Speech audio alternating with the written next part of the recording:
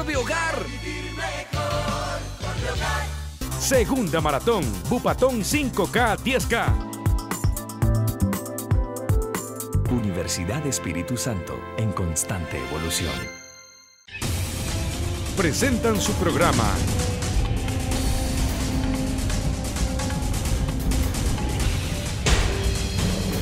Es de Justicia.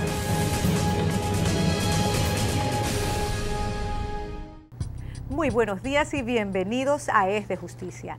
El Instituto Nacional de Estadísticas y Censos ha establecido que más de 800.000 personas a nivel nacional alquilan el lugar en que habitan, encontrándose la mayor concentración en las ciudades de Guayaquil y Quito.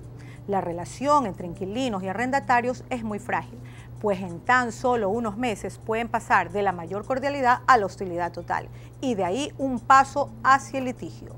Las razones son muy variadas. Pueden ir desde la falta en el pago puntual del canon de arrendamiento hasta el abuso excesivo en los cánones. El programa de hoy gira alrededor de la ley de inquilinato, y quién mejor para guiarnos sobre este tema que el presidente del Colegio de Abogados de Guayas, el abogado Jimmy Salazar. Jimmy, muy buenos días. Cuéntanos, ¿quién es el invitado para el día de hoy? Buenos días, Mercedes. Como usted acertadamente expuso, el tema de hoy es muy polémico y vamos a analizarlo, como siempre, ley en mano. Empezaremos por conocer cuáles son los derechos que les asisten al arrendador y al arrendatario. Hoy nos acompaña la abogada Karina Peralta, con quien estaremos conversando luego de unos mensajes de nuestros auspiciantes, porque es de justicia. Al regresar en Es de Justicia. El arrendatario o inquilino tiene el derecho a mantener una duración mínima de contrato de 2 años. Empezaron las 72 horas más baratas del Ecuador solo en Orbe-Hogar. En todos nuestros locales, todos los productos, de todas las marcas, con todas las formas de pago. Desde este viernes 19 al domingo 21 de julio. Son las 72 horas más baratas solo en Orbe-Hogar. Segunda maratón, Bupatón 5K, 10K. 21 de julio. Inscripciones en municipio de San Borondón, Agencia Sur o en www.caprafe.com. Con el auspicio de Jalil Brokers.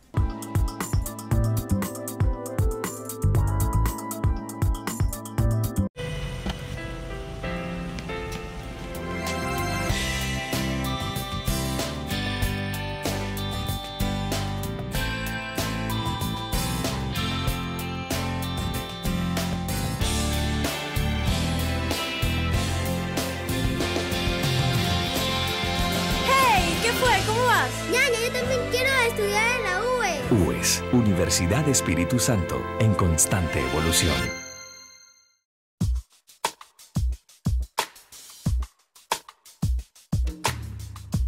Empezaron las 72 horas más baratas del Ecuador solo en Orbe-Hogar. En todos nuestros locales, todos los productos, de todas las marcas, con todas las formas de pago. Desde este viernes 19 al domingo 21 de julio. Son las 72 horas más baratas solo en Orbe-Hogar.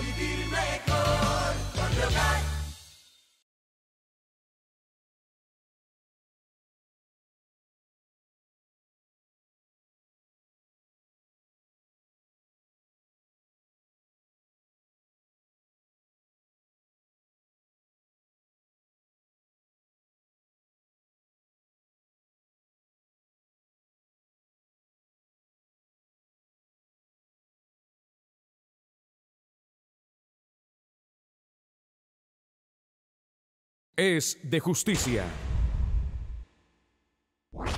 Para las personas que recién nos sintonizan, les cuento que hoy hablaremos sobre la ley de inquilinato, y para analizarla detenidamente contamos con la presencia de la abogada Karina Peralta. Karina, bienvenida a este espacio Es de Justicia. ¿Cómo estás, Jimmy? Buen día y gracias por la invitación. Hace pocos días un ciudadano me preguntaba sobre cuál es el valor justo que uno debe pagar por un canon de arrendamiento. Karina, analicemos esta inquietud. ¿Cuál es el arriendo justo? Bueno, la ley de inquilinato es clarísima en lo que establece de acuerdo al canon mensual. establece que no debe exceder de la 12ª parte del 10% del avalúo comercial que consta en el catastro municipal. En palabras más sencillas, es tomar el avalúo comercial, sacar el 10% y ese valor del 10% dividirlo para 12. Ese es efectivamente el valor de un canon mensual. Otro de los conflictos que surgen entre inquilinos y arrendatarios es relacionado al tiempo del contrato. ¿Qué nos puede decir al respecto? El plazo de duración de los contratos de arrendamiento es obligación para las partes, tanto para arrendatario como para arrendador. Sin embargo, en este tipo de contratos la ley es clarísima. El arrendatario o inquilino tiene el derecho a mantener una duración mínima de contrato de 2 años, con sus honrosas excepciones. Entre las excepciones se encuentra aquellos locales que por su naturaleza son de duración corta, por ejemplo, los hoteles o las hostales, en las que las personas son transeúntes, son transitorios, pasan, no es que tienen como vivienda de por vida, ¿no? Entonces, la ley es clara también en eso. Mínimo 2 años tiene derecho el arrendatario, y eso es ley para las partes. La Asamblea Nacional aprobó la reforma a la ley de inquilinato el 26 de febrero del 2013, sin embargo, el Ejecutivo vetó la ley. En este contexto, sírvase explicarnos en referente a la garantía exigida por el arrendador. ¿En qué consiste esto? Las reformas definitivamente traían o establecían algo sobre las garantías, que esta debería ser depositada en el Banco de Fomento y ser regulada un poco por el Estado. Sin embargo, estas reformas fueron vetadas por el Ejecutivo y en la actualidad, en la ley de inquilinato, no existe una norma o una disposición que regule las garantías que un inquilino debe entregar al arrendador. Se utiliza como norma supletoria el Código Civil, ya que la garantía en definitiva es una caución. El valor que se establece para esta garantía se ha tomado como costumbre que sean 1, 2 o 3 meses de canon mensual, ¿no? Ojalá más adelante podamos obtener unas reformas o una ley de inquilinato en que cubra tanto al arrendador como al arrendatario, sea igual para las partes, porque nos encontramos muchísimas veces en que los inquilinos no dejan tan bien un inmueble que la garantía que se dejó o el depósito que se dejó en garantía no cubren ni alcanzan para llegar a los arreglos de un bien inmueble. Y a veces también es el tema de que dan el depósito, yo inquilino dejo todo bien, dejo todo listo, pero no se me devuelve aquel depósito o garantía. En teoría, en este momento no tienes algo específico para o que te diga cuál es el valor de un depósito en garantía. Está claro, es decir, de lo que usted nos ha manifestado, la ley no establece un máximo ni un mínimo de meses de garantías. No, la ley no te establece absolutamente nada, es un libre acuerdo entre las partes y por costumbre se ha tomado, por lo general, los arrendadores lo que hacen es pedir 2 meses de garantía. Muchas gracias, Karina, por su participación aquí. Esperamos en los próximos días tener temas especiales y contar nuevamente con su presencia. No, gracias a ti, Jimmy, por la invitación y muchísimos éxitos en este programa Es de Justicia. Necesitamos el mundo judicial un programa así. Gracias. Al regresar en Es de Justicia. Las garantías jurisdiccionales son los mecanismos que tenemos todas las personas para reclamar a través de los órganos jurisdiccionales el reconocimiento de nuestros derechos constitucionales. Empezaron las 72 horas más baratas del Ecuador solo en Orbe Hogar. En todos nuestros locales, todos los productos, de todas las marcas, con todas las formas de pago. Desde este viernes 19 al domingo 21 de julio. Son las 72 horas más baratas solo en Orbe Hogar. Segunda Maratón Bupatón 5K 10K. 21 de julio. Inscripciones en municipio de San Borondón, Agencia Sur o en www.caprafe.com. Con el auspicio de Halil Brokers.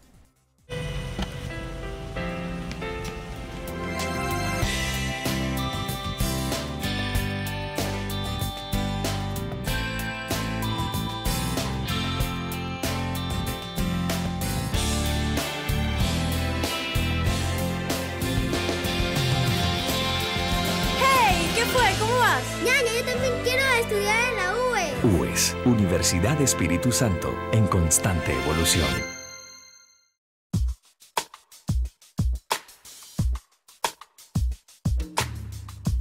Empezaron las 72 horas más baratas del Ecuador solo en Orbe Hogar. En todos nuestros locales, todos los productos, de todas las marcas, con todas las formas de pago. Desde este viernes 19 al domingo 21 de julio. Son las 72 horas más baratas solo en Orbe Hogar. Vivir mejor, Orbe Hogar.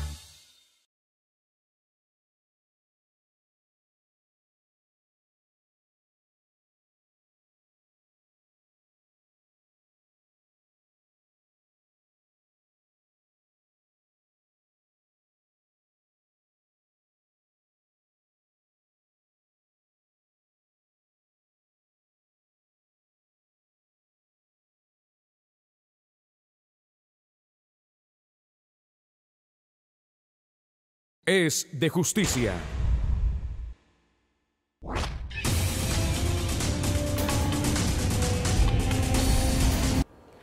Un componente esencial del cambio constitucional efectuado en el 2008 fue el encaminado a asegurar la efectividad de lo que la Constitución dispone. En este sentido, y dada la importancia que la norma fundamental da a los derechos constitucionales como normas que obligan a toda persona natural o jurídica, privada o pública, era necesario generar mecanismos que permitan llevarlos a la práctica. En el campo jurídico, estos mecanismos se denominan garantías. En el Ecuador existen tres tipos de garantías: las garantías normativas, las garantías de políticas públicas, servicios públicos y participación ciudadana, y por último, las garantías jurisdiccionales. Y son precisamente de estas garantías que vamos a conversar el día de hoy con la doctora Wendy Molina, vicepresidenta de la Corte Constitucional del Ecuador. Doctora Molina, muy buenos días. ¿En qué consisten las garantías jurisdiccionales de los derechos constitucionales? Muy buenos días. Dando contestación a su pregunta, es necesario entender que las garantías jurisdiccionales son los mecanismos que tenemos todas las personas para reclamar a través de los órganos jurisdiccionales el reconocimiento de nuestros derechos constitucionales. Si bien es cierto, tenemos un amplio catálogo de derechos, el constituyente comprendió que no era necesario únicamente contar con este reconocimiento, sino que fundamentalmente se debían establecer los mecanismos que permitan llevar a la práctica la efectivización de los mismos. Estos mecanismos son las garantías jurisdiccionales. Doctora, ¿y dónde encontramos las normas que la regulan? Las normas que regulan las garantías jurisdiccionales principalmente nacen de la Constitución, en la cual se reconocen los derechos constitucionales y se reconocen estos mecanismos que tenemos para garantizar la protección de los mismos. A partir del artículo 86 hasta el artículo 94 de la Constitución encontramos las garantías jurisdiccionales de protección de derechos constitucionales. Encontramos también estas garantías desarrolladas en la Ley Orgánica de Garantías Jurisdiccionales y Control Constitucional, que es la ley que regula el funcionamiento de toda la Administración de Justicia Constitucional y dentro de ellas, por supuesto, las garantías jurisdiccionales de protección de derechos. A partir del artículo 26 de la Ley Orgánica hasta el artículo 66 de la misma. Adicionalmente, también encontramos la regulación de las mismas en el Reglamento de Sustanciación de Procesos de Competencia de la Corte Constitucional, que es el instrumento que desarrolla la aplicación de la normativa prevista en la Ley Orgánica de Garantías dentro de las garantías que son de competencia de la Corte Constitucional. Y por último, también encontramos el desarrollo de las mismas en la jurisprudencia dictada por la Corte Constitucional a través de sus competencias constitucionales y legales. Doctora Molina, ¿qué garantías jurisdiccionales prevé la Constitución? ¿Qué derechos protege cada una de ellas? ¿Y quién es el responsable de conocerlas y de resolverlas? La Constitución y las leyes conexas anteriormente señaladas reconocen la existencia de las garantías jurisdiccionales, que son las siguientes. Tenemos la acción de protección, que tiene por objeto el amparo directo y eficaz de todos los derechos reconocidos en la Constitución y en los instrumentos internacionales de derechos humanos. Cuando estos derechos se encuentran afectados o vulnerados por actos o por omisiones cometidas por autoridades públicas, no judiciales o por personas particulares. Es decir, la protección de los derechos tiene una legitimación pasiva totalmente amplia. Tenemos también la garantía jurisdiccional del habeas corpus, que no solamente protege el derecho a la libertad como tradicionalmente se conocía. En este caso, el avance de la actual Constitución es que además de garantizar que las personas no se encuentren privadas de la libertad de una forma ilegal, ilegítima o arbitraria, se garantiza que aquellas personas que aun cuando se encuentran privadas de la libertad a través de órdenes que han sido dictadas bajo el ordenamiento jurídico, puedan estar sufriendo afectación a sus derechos. ¿Y qué derecho se protege adicionalmente? El derecho a la vida, el derecho a la integridad física y otros derechos conexos que también pueden ser vulnerados o desconocidos por las personas cuando se encuentran privadas de su libertad. Tenemos la acción de habeas data, que garantiza el acceso a todas las personas a la información personal, información que sobre nosotros o sobre nuestros bienes consten en entidades públicas o privadas. Tenemos la acción de acceso a la información pública, que garantiza también que todas las personas tengamos el acceso a la información de carácter público que se encuentra en todas las entidades, exceptuando, por supuesto, aquella información que tiene el carácter de reservada o confidencial. Tenemos las medidas cautelares, que sirven para prevenir la vulneración o la amenaza de vulneración de un derecho constitucional. En este caso, las medidas cautelares deberán ser solicitadas de forma autónoma, por cuanto aún no existe una vulneración de un derecho, pero también estas medidas cautelares se pueden plantear de forma conjunta a una acción de protección de derechos cuando ya ha existido una vulneración. El efecto será precisamente suspender la vulneración que se encuentra sucediendo. Las garantías anteriormente señaladas son de competencia de los jueces que pertenecen a la justicia ordinaria en primera instancia, y en segunda instancia, a través de los recursos de apelación, son de competencia de los jueces de las Cortes provinciales, exceptuando la medida cautelar, cuya normativa no prevé la apelación. Otras garantías jurisdiccionales que son de competencia exclusiva de la Corte Constitucional son la acción extraordinaria de protección, que es una innovación absoluta en nuestro marco constitucional, a través de la cual se propende a controlar que las decisiones judiciales, es decir, las sentencias o autos definitivos, no vulneren derechos constitucionales de las partes que intervinieron en dichos procesos o que debieron haber sido parte de los mismos. Tenemos también la acción por incumplimiento. Esta acción garantiza fundamentalmente el derecho a la seguridad jurídica.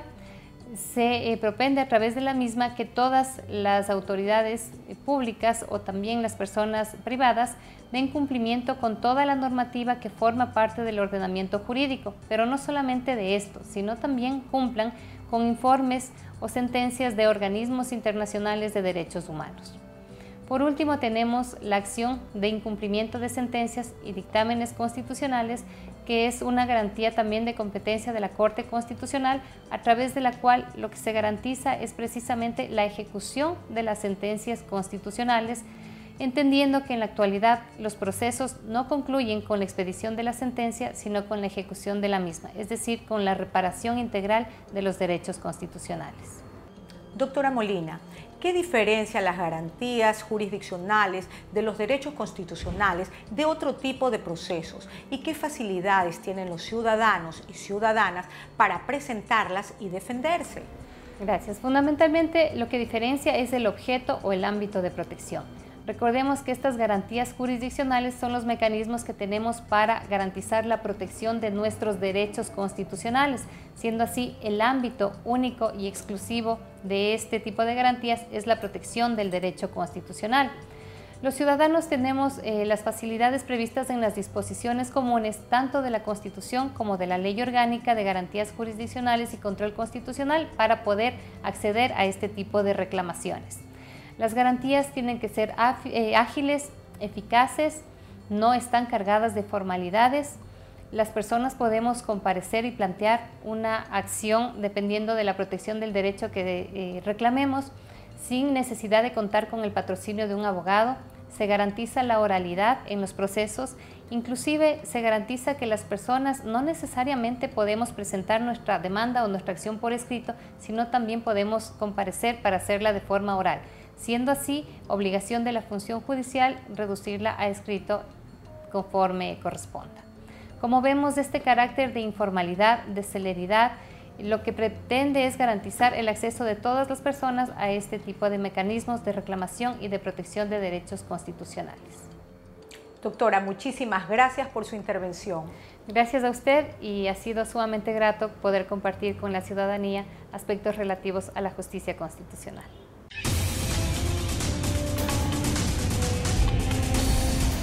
Es de justicia. Quienes formamos el equipo de Es de Justicia salimos en búsqueda de las inquietudes que en temas legales tiene la ciudadanía para que el abogado Salazar pueda guiarlos de la mejor manera y asesorarlos, por supuesto. Veamos entonces cuáles fueron esas inquietudes. Es de justicia. Abogado Salazar, ¿está permitido por la ley que en las empresas pongan multa a los trabajadores por llegar tarde o faltar si uno no tiene el certificado que lo justifique?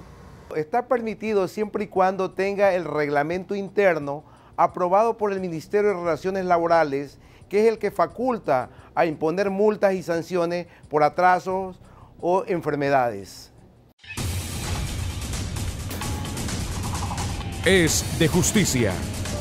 Abogado, ¿cuál es el mínimo de aportaciones que uno debe pagar para acceder a un préstamo quirografario?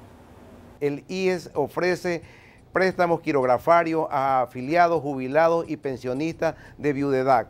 Los requisitos son registros mínimos, 36 aportes, mantener las últimas 6 aportaciones consecutivas en el IES.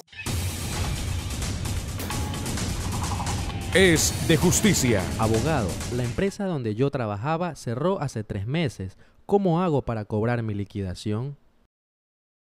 Amigo desempleado, el trabajador presentará una demanda ante el Ministerio de Relaciones Laborales en contra del que fue el gerente responsable de la empresa por la responsabilidad solidaria.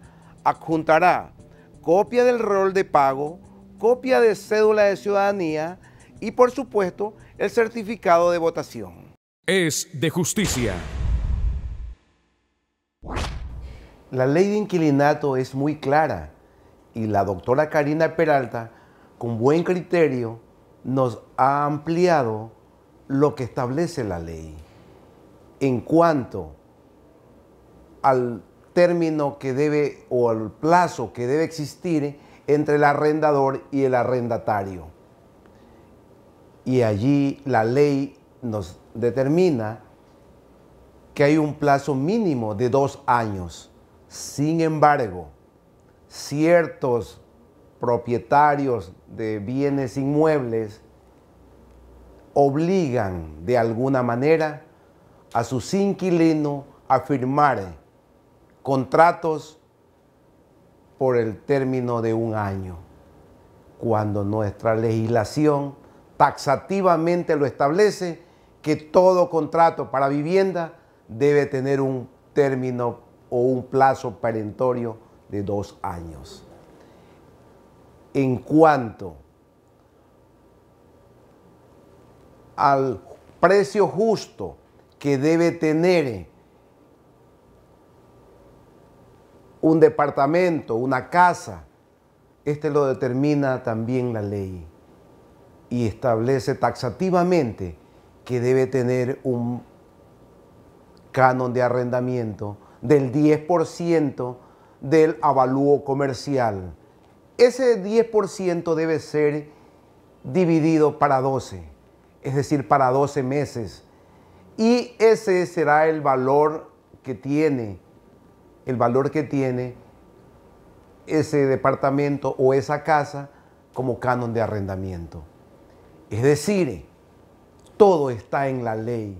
Lo que no hacemos es que no cumplimos la ley sobre pretexto de que las partes llegan a un mutuo acuerdo y que firman un contrato y que ese contrato es ley para las partes, dejando a un lado el bien social que tiene nuestra legislación, porque así está determinado, así está especificado, taxativamente se establece un tiempo y un canon de arrendamiento. Y no lo que se hace hoy en el día, que cada uno o cada dueño de un bien inmueble fija el tiempo que quiere y el canon que le da la regalada gana. En otras palabras, conciudadanos, no podemos hacer lo que no está establecido en la ley. Tenemos una legislación y hay que respetarla. En cuanto al precio justo, al tiempo y a la garantía. ¿Qué sucede con la garantía?